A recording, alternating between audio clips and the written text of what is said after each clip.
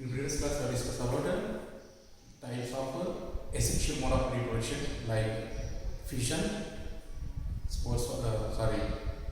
Fission we have discussed, and also we have seen fragmentation, and also we have seen budding. Now we are going to discuss another concept of asexual mode of reproduction that is spore formation. Spore formation. So before going to know the spore formation, first what is the spore? So spore is nothing but it is a single cell. It may be made up of single cell, or it may be made up of more than a single cell. So that is what it is. It is spore is single cell or several cells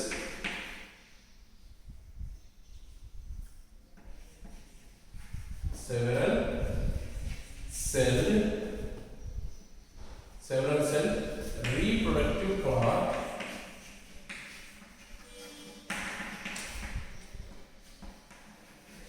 which is detached or separate from the parent body and develops and grow into a new organism, and that what it is called as spore. So spores are nothing but they are very minute structures, but what it is made up of is they may be made up of a single cell or they may be made up of several cells. It is single or several cell reproductive part which is detached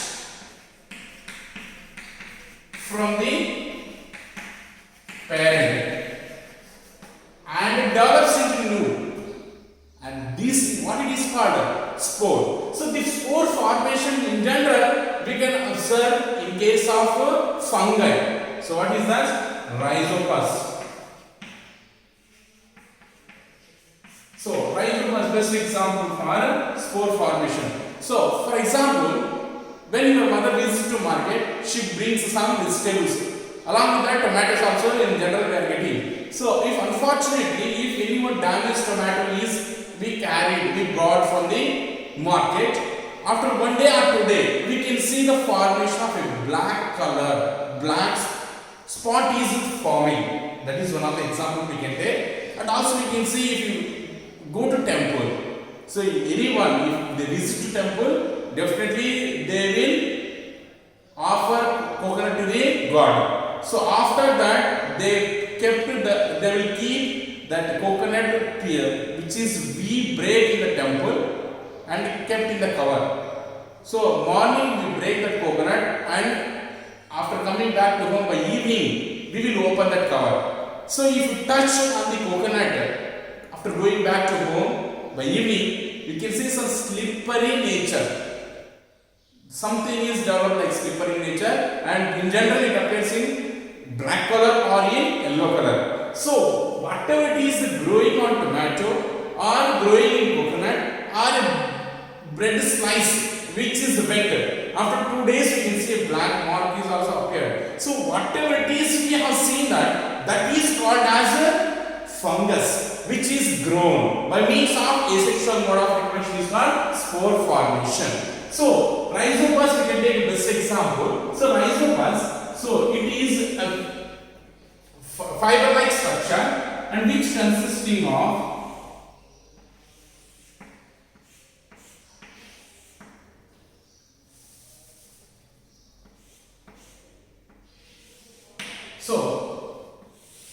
this is, for example, if we examine a rhizopus under microscope, it is appear like this, and this hyphae which carries this bulb-like structure called as sporangium. But it is called sporangium. So this sporangium consisting of many number of which is filled are consisting of small minute structures, and these small minute structure after maturation of this sporangium it releases some small minute particles, and these small minute particles which are released from the sporangium and they are called as spores. So these spores these are very minute in nature, these are the very minute in nature and which are protected by means of a protective layer. Why? Because it should not get damaged. It It should not get damaged until it start growing into new plant. Sorry, new organism. So for that it is having a protective layer. So this is we can see in case of Rhizopus. So what is happening here? In Rhizopus, where we can see the development of hyphae. Actually hyphae is not the reproductive part, but it consists in a small bug-like structure or a swelling-like structure, and it is called as sporangium, and which consisting of several number of minute structures called as spores, and these spores which are released after burst of sporangium, it releases its minute particles called as spores, and these spores which until they get all the conditions are favorable, like what moist condition or environmental temperature conditions, until that they will not grow into new plant. So after getting all the conditions are in favorable, like moist condition, optimum temperature and sufficient amount of availability of air, all these things that makes it to develop into new organism. This is the mode of reproduction, what we can call as spore formation. So this is what in case of Rhizopus. So what is spore? What is the example? Spores are nothing but single celled or several celled reproductive parts which are developed on the parent plant or parent organism, which detach and grow into new organism, and that is called as spore. And these spores are in general you can see formation on Rhizopus. The Rhizopus consisting of a bulb-like structure called as sporangium. On it we can see several spores which can grow into new organism, and this type of reproduction what we can call spore formation. And next, another mode of asexual reproduction is regeneration. So what is regeneration? Regeneration itself saying that again to generate. So under regeneration,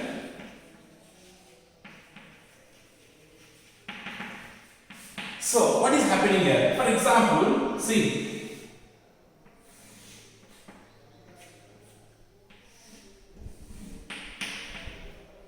This is the planaria. So unfortunately, if the planaria is break into pieces, head part, this is the trunk part, and this is the tail part. So it is unfortunately cut into piece, and each piece which we have seen here, they can develop.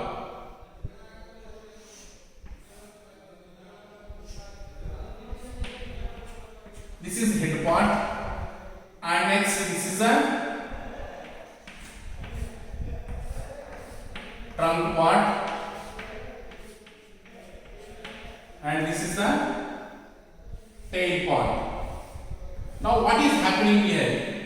So the part which are separated or cut into pieces from the planaria, so they start regenerating entire organ. So each piece of this planaria will get developed into complete organism.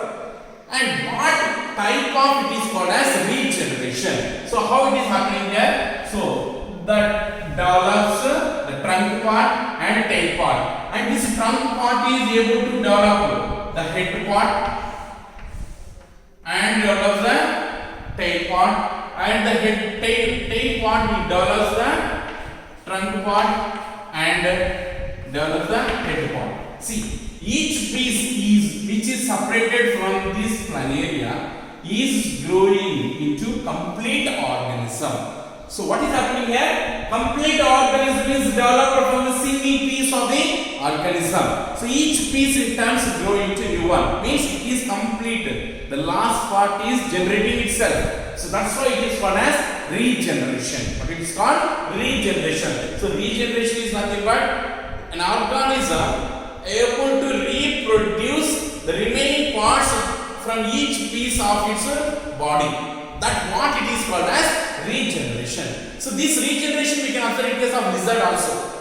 Lizard, if its tail is cut, as we have seen that it will regenerate. If any damage occur in our body, the skin is regenerated. If anybody donate the blood is regenerated. If liver is damaged, it can be regenerated. So what is happening here? actually if any part is not working or if anything is missing, then they are going to be complete regenerated. But actually it is not considered as a reproduction. Why? Because it is very simple here. But what about in our body?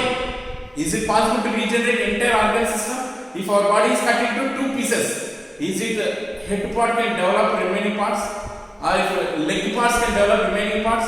Not possible. So why it is happening? Because of these consisting of where the pieces are formed. Each piece, that region consisting of variety of cells, they are called as reproductive or regenerative cells. That is proliferative. Proliferative cells they are called. Differentiative cells. That is differentiate, divide and develop the organs. That is what this type of reproduction is called as regeneration. And this we can see in case of planaria. This is specialty of the planaria. So it can develop each piece from its piece of the body. That is method you can see in regeneration. Now we will continue with the sexual mode of reproduction. So now up to now what we discussed is sexual mode of reproduction, asexual mode of reproduction, and types of asexual mode of reproduction like spore formation we discussed, regeneration, fragmentation, budding and fission. These are the various methods of asexual mode of reproduction we have discussed. Now we will continue with the sexual mode of reproduction. So as we know that what is sexual mode of reproduction? So what is sexual mode means already we have discussed what is sexual mode and the characteristics of sexual mode. So under sexual mode of reproduction we have seen that in this process two organisms are required to produce their young ones. How many organisms are required? Two organisms are required. So what is sexual reproduction means? The ability of two organisms to produce their young ones. How many organisms are required? Two organisms are required to produce their young ones. And what method it is called? Sexual mode of reproduction. Now before going to know the methods and the organ system under this process, we will discuss some important terminology, means new words which we are going to discuss now. So under that, first already we know that sexual mode of reproduction means the ability of two organisms. Sexual reproduction. So what is sexual reproduction means? The ability of two organisms able to produce their young one. And then what it is called as sexual mode of reproduction. So in this what we are saying, two organisms are involving. So in that two organisms we can see that one is male and one is female. So based on this we will discuss that important terminologies. So number one is sexual reproduction. Next we will see that unisexual. So what is uni means single. So any organism that consisting of only one reproductive system, that is it may be consisting of either male or it may be consisting of female. So if any organism consisting of only one reproductive system, so that is either male or female, whatever it is present, they may consisting of either male reproductive system or female reproductive system. And that organism is called as unisexual. So animals all are considered as unisexual. So next, bisexual. Bi, there uni means single we have said. Then next bi means two. So if any organism consisting of both male and female reproductive system, consisting of both male, both are present in this, both male and female present. So any organism that consisting of both the male and female reproductive system, and that organism is called as bisexual organism, and which is also called as hermaphrodite. What their type of organisms are called? Hermaphrodite. So what is hermaphrodite means? Nothing but bisexual. So what is bisexual or hermaphrodite means? Any organism that consisting of both the male and female reproductive organ systems, and then what they are called? Bisexual organism or hermaphrodite. So here we can take animals, and in case of earthworm it consisting of both a single earthworm consisting of male reproductive system as well as a female reproductive system, and also we can see that leech. It is also consisting of both a single leech consisting of both male and female reproductive system. That is what as bisexual organism. Next, gonads. So what is gonads means? The reproductive organs. What it is? Reproductive organs or reproductive systems, and what it is called as gonads. So reproductive organs. So reproductive organs, what they are called as gonads. So in case of these gonads, if you see, in case of male, the testis is the reproductive organ. So in case of male, testis, and it is a primary reproductive organ, or it is a male gonad. So what is the male gonads is testis, and which is called as primary reproductive organ in male. So what is the primary reproductive organ in male? Testis. And next, in case of female, ovary. Ovary is the female gonad, and which is called as primary reproductive organ in female.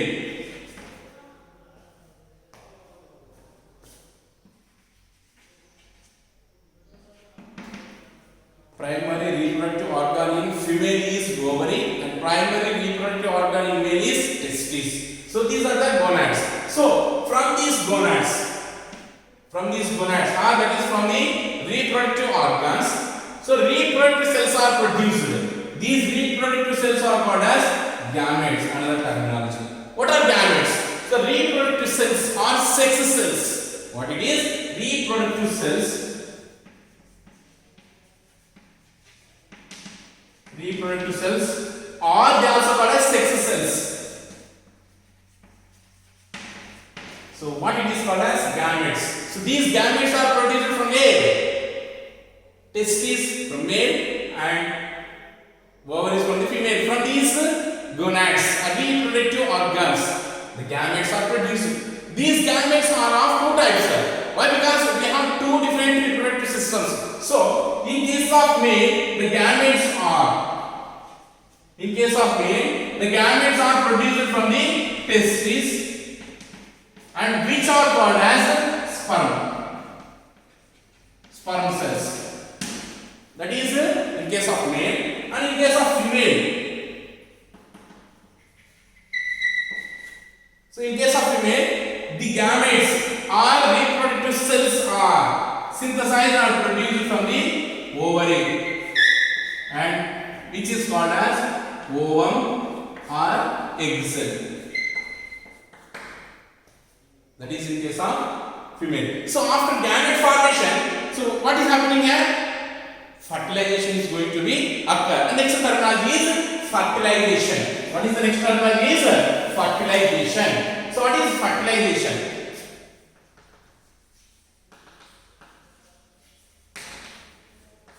So here male and female gametes we have. So the fusion or union of male and female gametes.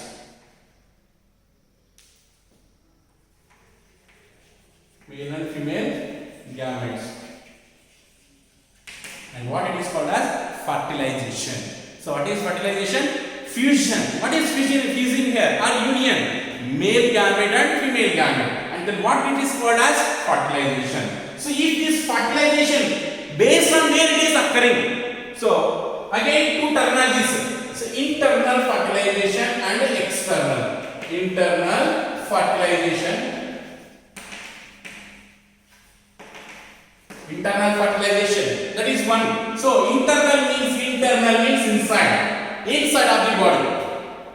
Internal fertilization means inside of the body, means the fertilization which is occurring in the body. That what it is called? Internal fertilization. That is internal fertilization which is occurs in birds, reptiles and mammals. In this we can see that internal fertilization is going to be occur. So internal fertilization means fertilization occurs inside of the female body. Then what it is called? Internal fertilization. So what is next one is external fertilization. External means outside of the body. So what is happening here? The union, that is the fertilization is going to occur outside of the body. Then what it is called? External fertilization. So this can be occurs in aquatic organisms.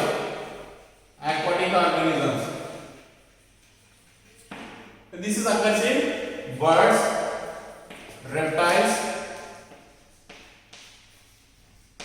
mammals. That is, we can see in case of external fertilization in aquatic organisms. Frog, they lay some more number of eggs. Fish also, they lay more number of egg cells into the water, which they can fuse with the male gametes which are released in the water. After that, the fertilization is occurring in the water. So external, outside of the body is occurring. So it is called external fertilization. So after fertilization,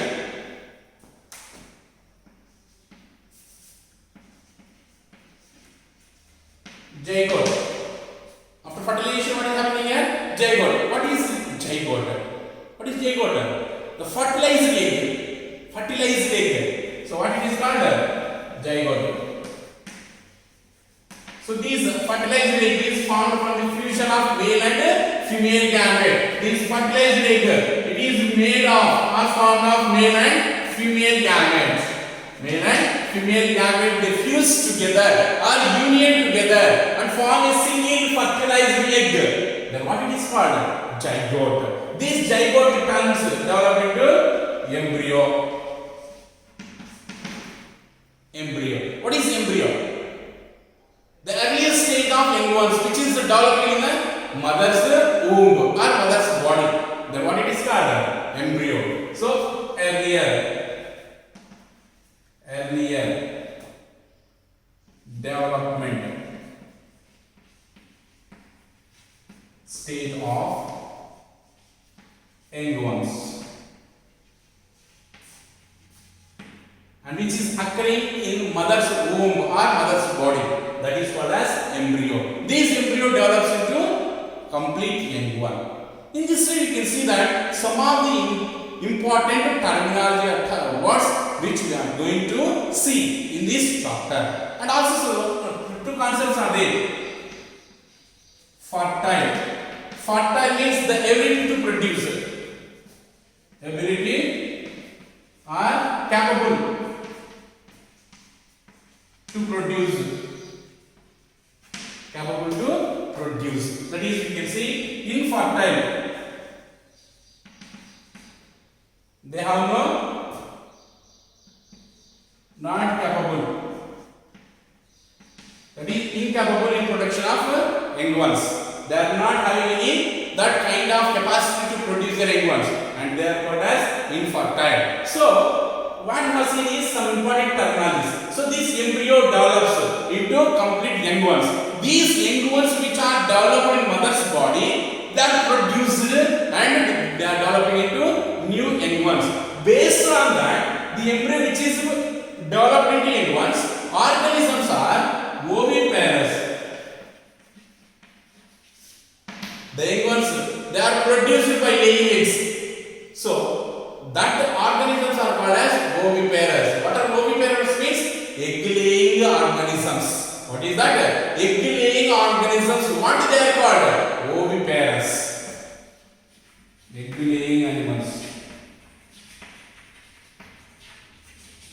birds are there, snake is there, which lay eggs, that hatch and develops into young one. That is oviparous. And next viviparous.